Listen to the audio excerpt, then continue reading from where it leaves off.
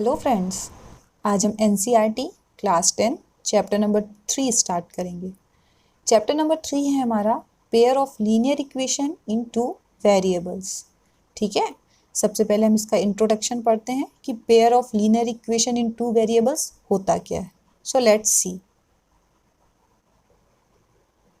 चलिए इंट्रोडक्शन में आ जाते हैं। Linear equation in two variables, ठीक है। अब ये होता क्या है, सबसे पहले ये देखिए। An equation which can be put in the form of ax plus by plus c where a, b and c are real numbers and a and b are not both zero।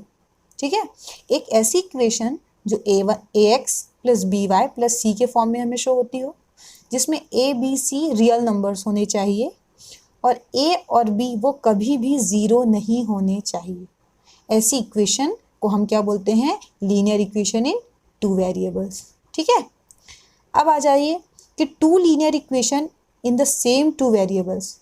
अब ऐसी एक equation हुआ तो linear equation हमने बोला, और अगर ऐसी ही दो इक्वेशन हुआ, एक जैसी दो इक्वेशन हुए जिसमें a1 और b1, a2 और b2 का यूज़ हो और दोनों में सेम वेरिएबल्स हो, तो हम क्या बोलेंगे? Two linear equation in same two variables are called pair of linear equation in two variables, जो कि हमारे चैप्टर का नाम है।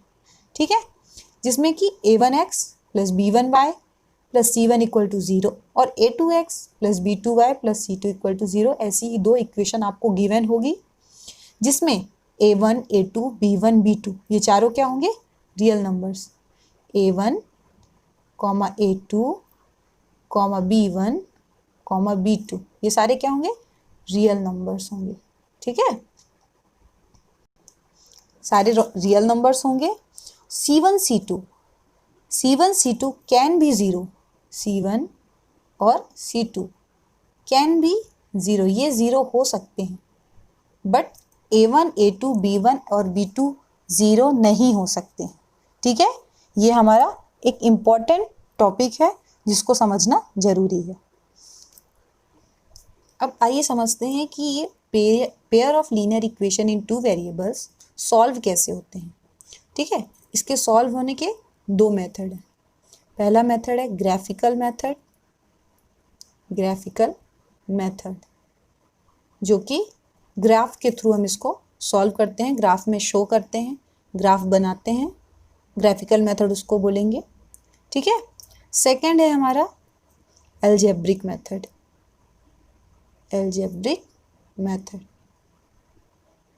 इसको अलजेब्रिक वे में सॉल्व करेंगे, इक्वेशन बनाकर, और इक्वेशन के थ्रू सॉल्व करके एक यूनिक सॉल्यूशन लाएंगे। अब ग्राफिकल मेथड और अलजेब्रिक मेथड को सॉल्व करते समय हमें तीन चीज़ों का ध्यान रखना है कि इसकी जो तीन कंडीशंस आती हैं, तीन कंडीशंस कैसी आती हैं। पहली कंडीशन होती है, हम ये देख लेते हैं। पहली कंडीशन होती है जो अगर हम सॉल्व करते हैं, दो इक्वेशन को हम सॉल्व कर रहे हैं, दोनों इक्वेशन को ग्राफिकल मेथड में आप देखिए, अगर हम दोनों इक्वेशन को सॉल्व करते हैं तो ग्राफ में अगर दोनों लाइन इंटरसेक्ट होती है, मैं एक यहाँ पे थोड़ा सा आपको सिंपल वे में समझा देती हूँ कि अगर दो इक्वेशन आपने सॉल्व किया, ग्राफ आप बनाते हो, उसमें दो जो लाइन आपने ड्रॉ की अगर इंटरसेक्ट हो रही है, ठीक है, क्या हो रही है? इंटरसेक्ट हो रही है, तो ऐसी केस में if line intersect in a graph, ठीक है, इंटरसेक्ट्स इन अ ग्राफ, अगर ग्राफ में दो लाइन इंटरसेक्ट होती है तो जो हमारा सॉल्यूशन आएगा उस सॉल्यूशन को हम क्या बोलेंगे? Consistent solution.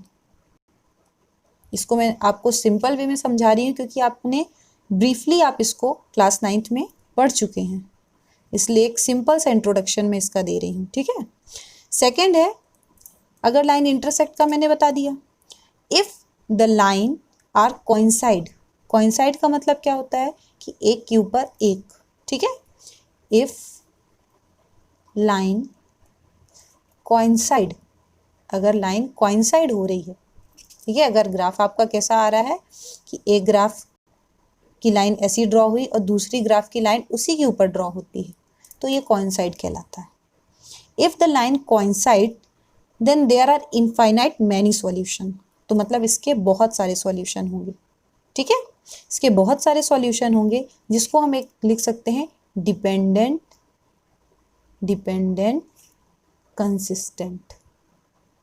कंसिस्टेंट, और इसमें हम ये भी लिख सकते हैं then there are many solution, ठीक है। इसके बहुत सारे सॉल्यूशन हो सकते हैं और डिपेंडेंट कंसिस्टेंट कहलाएगा। एंड थर्ड थिंग आती है if the lines are parallel, अगर ग्राफ में आपने ग्राफ ड्रॉ किया और दो पैरेलल लाइंस ड्रॉ होती हैं, if the lines are parallel then the equation has no solution. If lines are parallel then there is no solution, ठीक है, कोई सॉल्यूशन नहीं होगा। In this case the pair of equation is inconsistent, ठीक है, यहाँ पे कोई भी सॉल्यूशन आपका नहीं होगा। अगर लाइन इंटरसेक्ट होती है, फिर से आप देख लीजिए, अगर लाइन इंटरसेक्ट होती है देन कंसिस्टेंट सॉल्यूशन होगा, और इसको यूनिक सॉल्यूशन भी बोल सकते हैं आप, यूनिक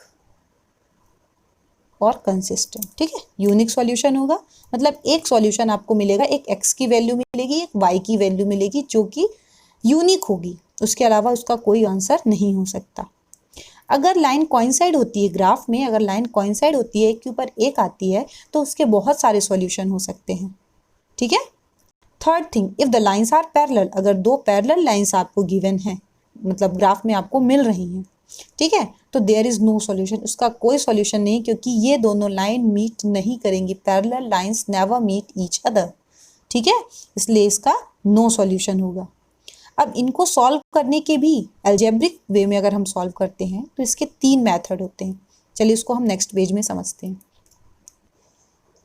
अलजेब्रिक मेथड में हम समझते हैं कि हम इस लीनियर इक्वेशन, जो 2 लीनियर इक्वेशन गिवन है, उनको कैसे कैसे सॉल्व कर सकते हैं। उसके 3 मेथड होते हैं जिनसे हम सॉल्व कर सकते हैं।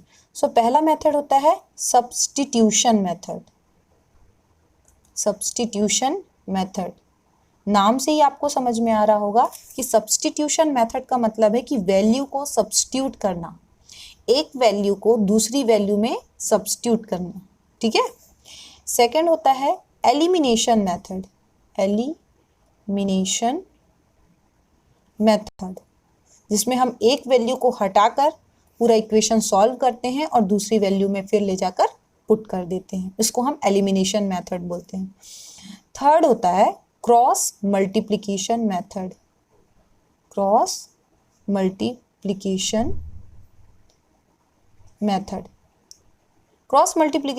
में हम x और y को क्रॉस मल्टीप्लाई करवाते हैं, इनकी वैल्यूज़ को a1 b1 a2 b2 c1 c2, ये जो वैल्यूज़ गिवन रहती हैं इनको हम क्रॉस मल्टीप्लाई करते हैं और x और y की वैल्यू फाइंड आउट करते हैं। ये तीनों ही मेथड जब हम एक्सरसाइज सॉल्व करेंगे तो हम उसको ब्रीफली समझेंगे, ठीक है। उसके पहले आप एक और देख सकते हैं, ये लीनियर इक्वेशन जो दो इक्वेशन आपको a1x b1y c1 और a2x b2y c2 गिवन रहती है, तो उनकी सिचुएशंस क्या क्या होती हैं। तो पहली सिचुएशन होती है, लिख देती हूँ मैं, situation of pair of linear equation.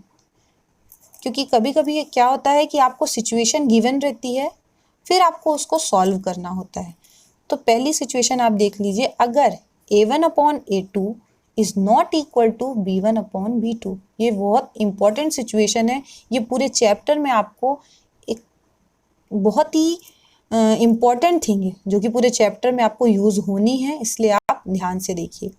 a1/a2 is not equal to b1/b2, अगर ऐसी कंडीशन आती है, ऐसी सिचुएशन आती है, इन दिस केस, इस केस में हम क्या बोल सकते हैं, that the pair of linear equation is consistent. जो हमने ग्राफ में बताया, अब एल्जेब्रिक वे में मैं बता रही हूँ आपको कि अगर इक्वेशन ऐसी आ रही है, कंडीशन आपको ऐसी मिल रही है, a1/a2 और b1/b2, मतलब value of a, value of a1, value of a2, value of b1 और वैल्यू ऑफ b2 आप यहाँ पे पुट करिए, और अगर ये नॉट इक्वल आ रही है तो हम क्या बोलेंगे, the linear equation is consistent. Yes, consistent बोल सकते हैं, या फिर इसका एक यूनिक सॉल्यूशन आएगा और यूनिक सॉल्यूशन आएगा। ठीक है, ये बहुत इंपॉर्टेंट सिचुएशन है, बहुत इंपॉर्टेंट कंडीशन है। सेकेंड कंडीशन है A1/A2 is equal to B1/B2 but not equal to C1/C2। अगर ऐसी कंडीशन आती है, वैल्यू पुट करने पर आपको पता चलेगा, वैल्यू आप पुट करोगे A1 B1 A2 B2 की, तो आपको अगर ऐसा मिलता है कि A1/A2 और B1/B2 इक्वल मिल रही है बट C1/C2 इक्वल नहीं है, तो आप क्या बोल सकते हैं कि ये इनकंसिस्टेंट है, इनकंसिस्टेंट। ठीक है, या फिर आप इसको बोल सकते हैं, इनकंसिस्टेंट में क्या होता है कि नो सॉल्यूशन आता है, इसका कोई सॉल्यूशन नहीं है। इनकंसिस्टेंट में ये होता है कि इसका कोई सॉल्यूशन नहीं आता है। और थर्ड आता है, थर्ड कंडीशन होती है A1/A2 is equal to B1/B2 is equal to C1/C2। अगर तीनों ही इक्वेशन, तीनों ही कंडीशन इक्वल आती है तो आप इसको बोल सकते हो कि इट हैज़, पहली चीज़ तो आप बोल सकते हैं डिपेंडेंट कंसिस्टेंट। ठीक है, पहली चीज़ डिपेंडेंट कंसिस्टेंट बोल सकते हो। तीसरी, सेकेंड चीज़ में बोल सकते हो it has infinite many solution. आप ये कंडीशंस को याद रखिए, बिल्कुल अच्छे से समझ लीजिए, क्योंकि क्वेश्चंस इन पर बेस्ड आपको एग्जाम्स में भी आते हैं, फाइनल एग्जाम्स में भी, बोर्ड एग्जाम्स में भी आते हैं। और अगर आप ये वैल्यूज़ को, इस कंडीशन को बहुत अच्छे से समझ लेते हैं तो आपको क्वेश्चन सॉल्व करना बहुत ही ईजी पड़ेगा। ठीक है, सो ये सारी सिचुएशंस हैं जो कि आपको क्वेश्चंस में सॉल्व होंगी और आपको यूज़ होंगी। ठीक है, अब बहुत सारे ऐसे भी टॉपिक हैं जो हम एक्सरसाइज में डिस्कस करेंगे। सो चलिए एक्सरसाइज 3.1 स्टार्ट करते हैं। फ्रेंड्स, आपको इस वीडियो में जो भी डाउट हो आप कमेंट बॉक्स में ज़रूर मेंशन करें और इस वीडियो को ज़्यादा से ज़्यादा लाइक, शेयर और सब्सक्राइब करें, जिससे आने वाली वीडियो का अपडेट आपको मिल सके। Thank you.